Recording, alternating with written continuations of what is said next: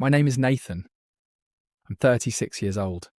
And the last thing my father said to me before he slammed the door of his study was this: "You are a mistake I have been correcting for 36 years. You are worth nothing. You have built nothing. And when I am gone, you will receive nothing." He said it slowly. He wanted me to remember every word. I did. What he didn't know was that 40 feet down the hallway, in the guest room I had slept in since I was 7 years old, there was a briefcase on the bed. Inside that briefcase was a document I had not yet shown anyone in that house. A document that had been locked in the office of a man named Gerald Fitch, estate attorney. Fitch and Moreland, Columbus, Ohio, for 11 years. A document my grandfather had signed on a Tuesday morning in October of 2013, 3 weeks before the first stroke took his speech, and 6 months before the second one took the rest of him. My father had been telling me I was worth nothing for as long as I could remember. He was wrong about that. He was wrong about almost everything. But I am getting ahead of myself. Let me take you back to the house where I grew up. Brentwood Drive, Dublin, Ohio. Colonial style. 4 bedrooms. A garage my father used as an office. And a backyard with a rusted swing set nobody ever took down. The kind of house that looks like a Christmas card from the outside and feels like a waiting room on the inside. My father's name is Richard Dale Hargrove. He ran a mid-sized commercial contracting company, Hargrove Build Group, that his own father, my grandfather, James Hargrove T., had started in 1971 with 2 trucks and a line of credit from a local savings bank in Worthington. By the time I was born, the company had 30 employees and a solid regional reputation. By the time I was 12, it had 110 employees and a new headquarters off Sawmill Road. My grandfather built that. My father managed it. Those are 2 different things, and my grandfather knew the difference. I also had a brother. His name is Derek. He is 2 years older than me. He has our father's jaw, our father's handshake, and our father's particular talent for walking into a room and letting everyone else feel smaller. From the time we were children, the structure of our family was simple. Derek was the plan. I was the question nobody had asked. Derek played varsity baseball, took the business track at Upper Arlington, shadowed my father at job sites on weekends. I read. I sketched. I stayed in my room and built things out of whatever I could find. Circuit boards, old radios, cardboard and wire. My mother, Linda, was kind in the quiet way that people are kind when they are afraid of the person standing next to them. She put food on my plate. She attended my science fair. She did not defend me when my father talked over me at dinner. I don't blame her the way I used to. The summer I turned 22, I told my father I wanted to go to graduate school, electrical engineering. Ohio State had offered me a partial scholarship. I needed $12,000 to cover the rest of the first year. He laughed. Not a mean laugh, a dismissive one, like I had asked him to explain a joke he'd already heard. "Derek is running the Southeast Division next year," he said. "I need capital in the business. Not thrown at a degree for a kid who can't hold down a job site." I had never been offered a job site. I'd never been asked. I didn't go to graduate school. I found work at a small electronics firm in Columbus doing product testing. I rented an apartment off 5th Avenue. I called my mother on Sundays.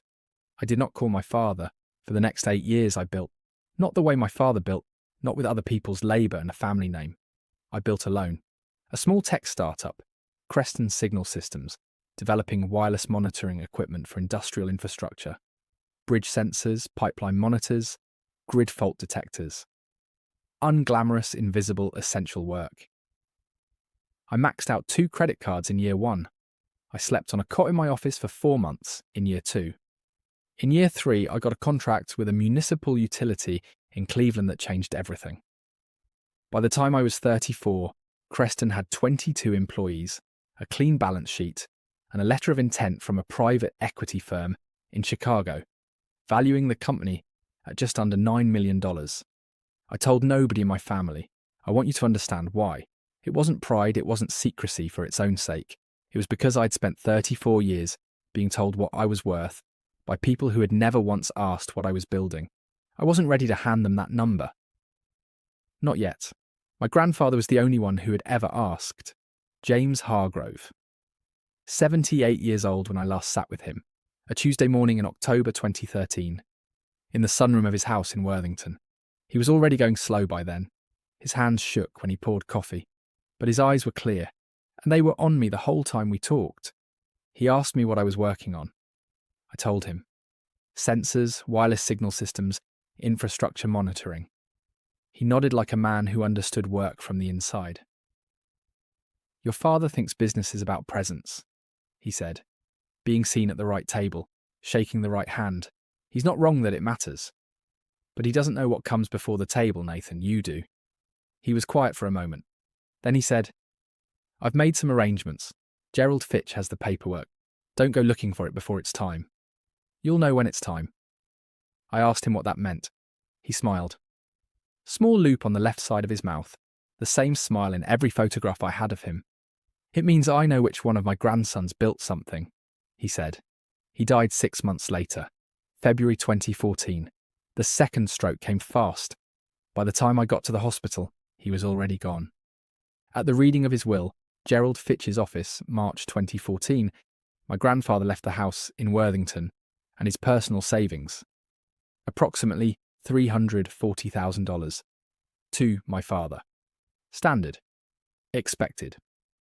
My father nodded like a man accepting what was owed to him. There was one additional item. A sealed trust, the James A. Hargrove Discretionary Trust, established October 2013. Fitch read the terms. The trust held assets to be determined at time of distribution. Distribution was contingent on a condition. The beneficiary would be identified by Fitch upon satisfaction of a single qualifying criterion to be evaluated by Fitch alone, in his sole professional judgment, with no input from any Hargrove family member. My father's attorney leaned over and whispered something.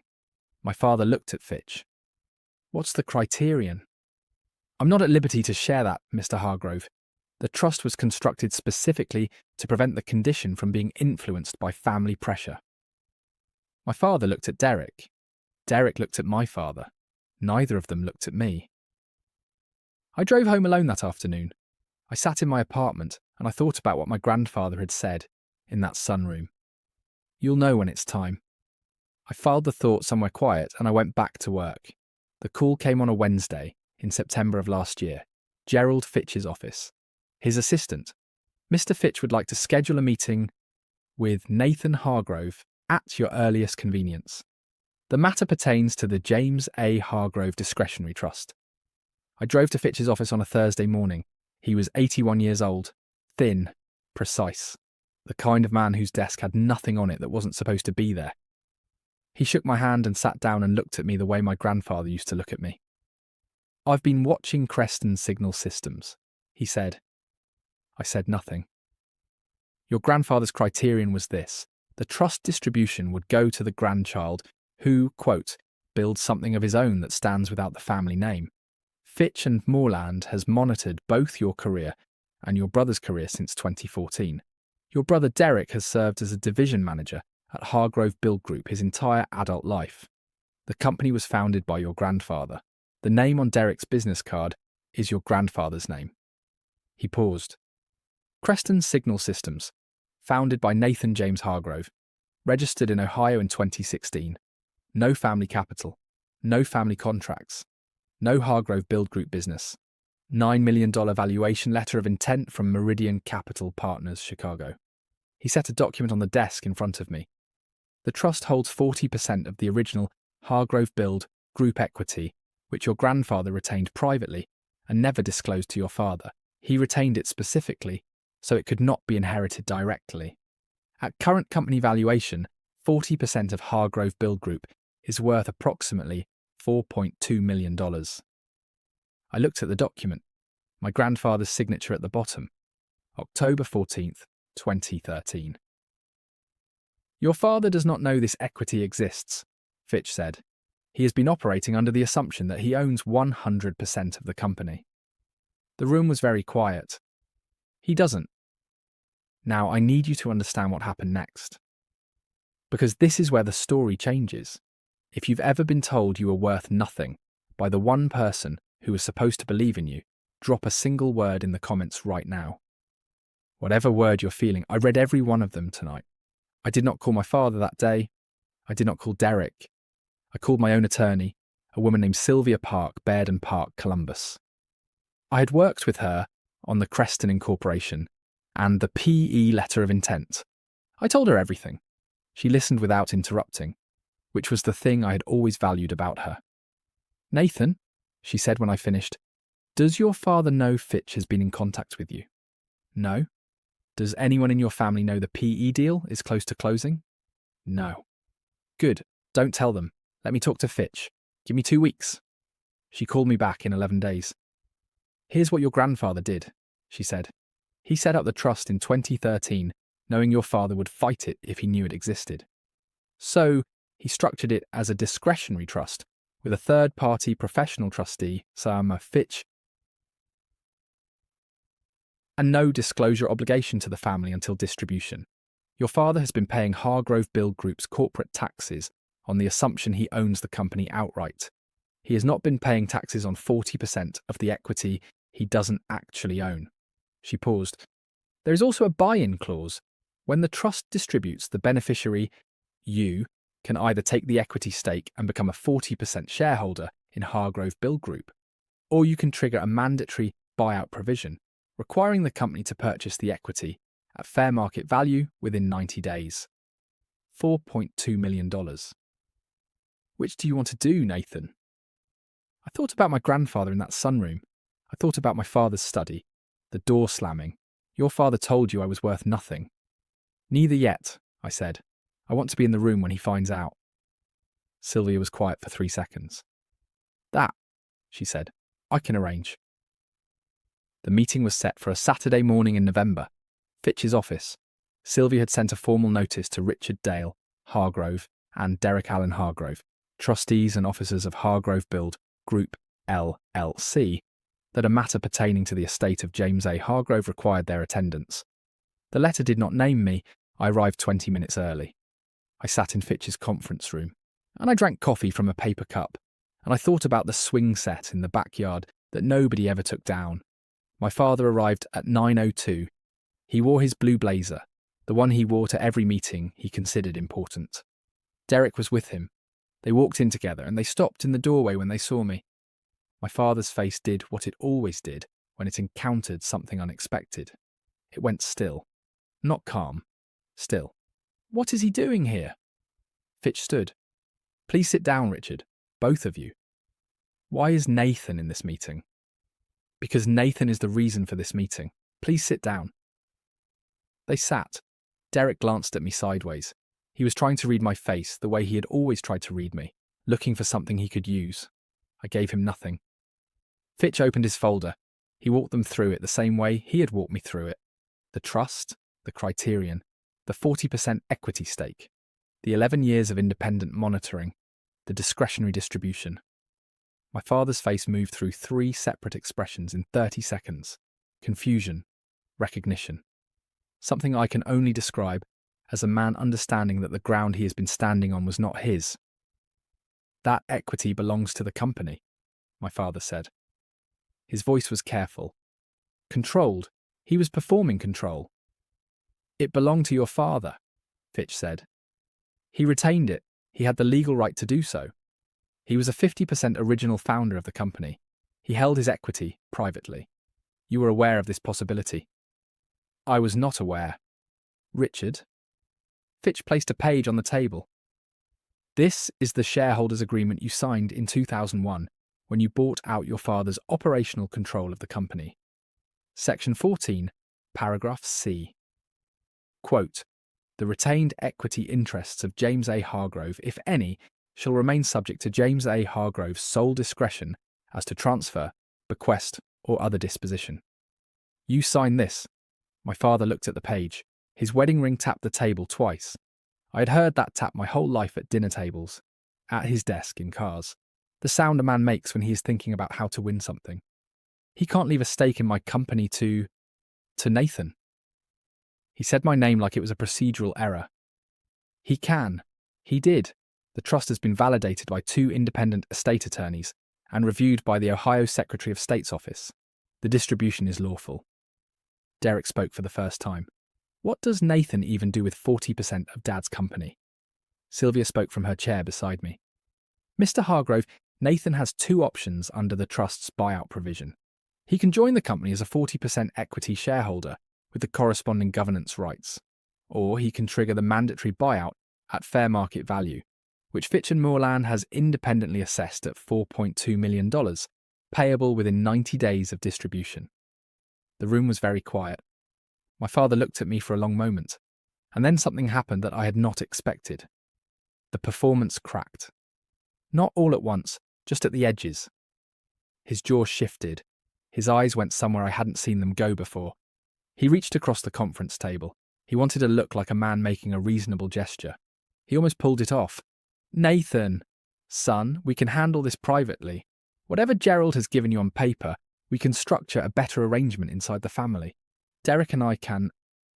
"Dad." He stopped. "Do you remember the last thing you said to me in your study?" He said nothing.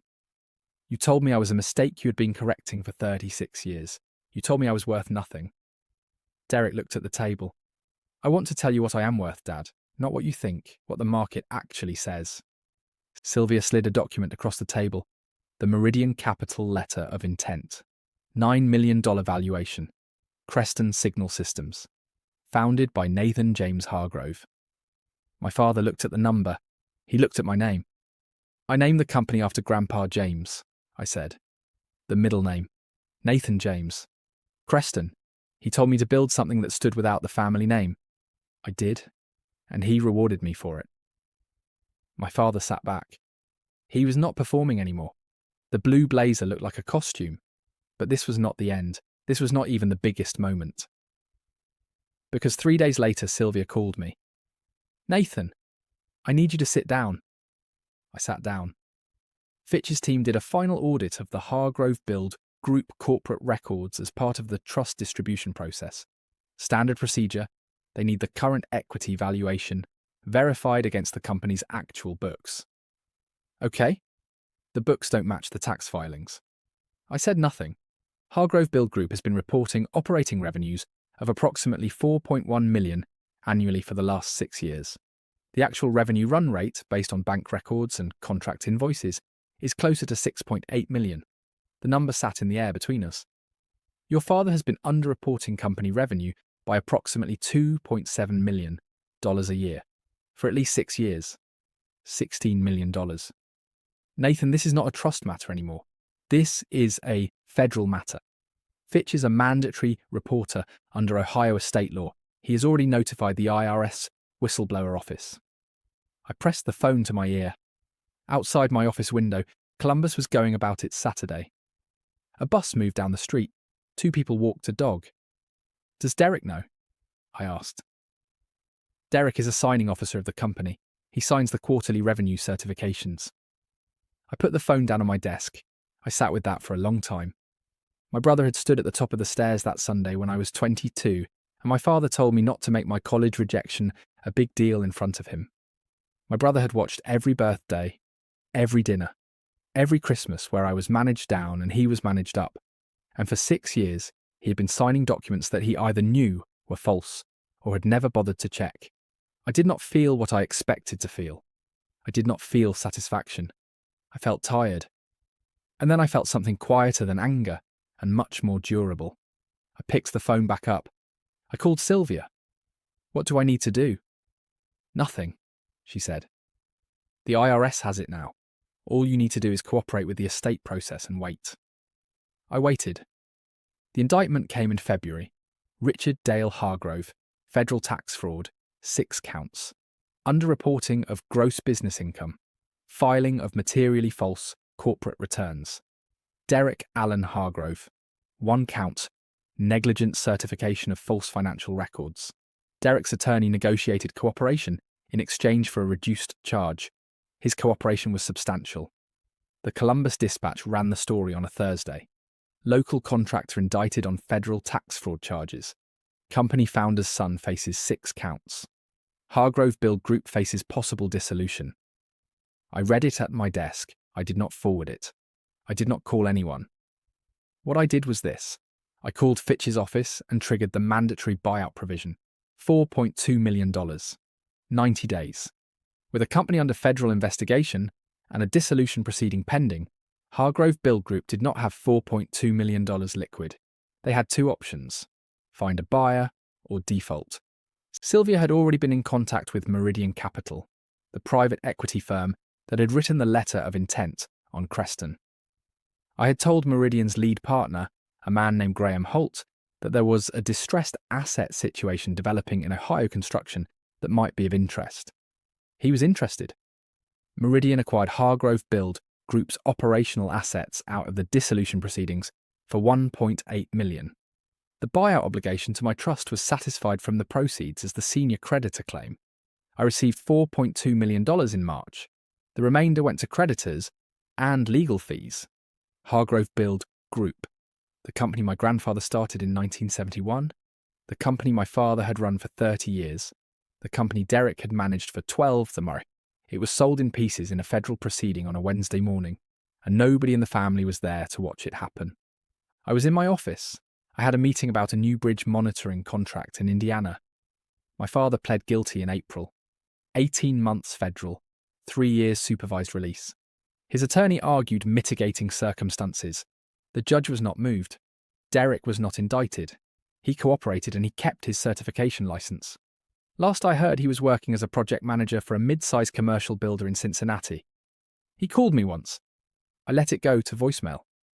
He said he was sorry. He said he hadn't known the full extent. He said he thought about calling me for years. I saved the voicemail. I did not delete it. I have not called him back, maybe someday. My mother called me the week the story ran. She was already living separately from my father by then. She had moved into a small house in Worthington, 2 streets from where my grandfather used to live. I think she chose the street on purpose. She said, "Nathan, I didn't know." I believed her. "I know, Mum. I should have seen it. I should have..." "Mum," I stopped her. "I'm not angry at you. I just need some time." She said she understood. She said she would wait. I call her now. Not every week, but often enough. She told me last month that she drove past the old Hargrove Build Group headquarters off Sawmill Road, and there's a different sign on the building now, a logistics company from out of state. She said it quietly, the way she says most things. I told her it was okay. There is one more thing, the thing I have not told anyone except Sylvia and my accountant, the $4.2 million from the trust distribution.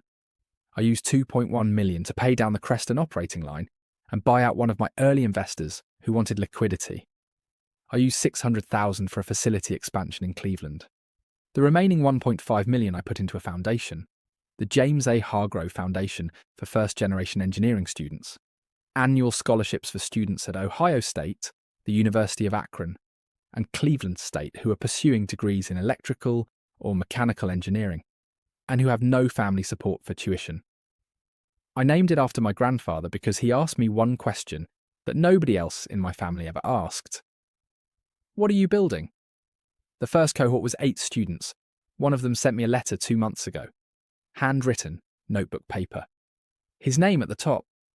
Marcus Webb, 21, from Youngstown, Ohio. He wrote, "My dad told me I wasn't college material. He said engineering was for people who already had money and connections. I am writing this from a dorm room at Ohio State. I have a 3.8 GPA. I have your scholarship. I don't know your whole story, but I know you built something when someone told you that you couldn't. I'm going to do the same thing." I read that letter at my desk on a Tuesday evening. The Columbus skyline was going orange in the window. I read it twice.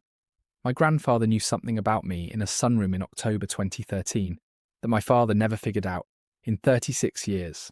He knew I would wait. He knew I would build something. He also knew I would use my hands to lift someone else when I was done. My father told me I was worth nothing. He was wrong by about $9 million, a federal indictment, and one letter from a kid in Youngstown who's going to build something the world doesn't know about yet. Some things you carry for years, and then one morning you set them down, and when your hands are finally empty, you find out what they were always meant to hold.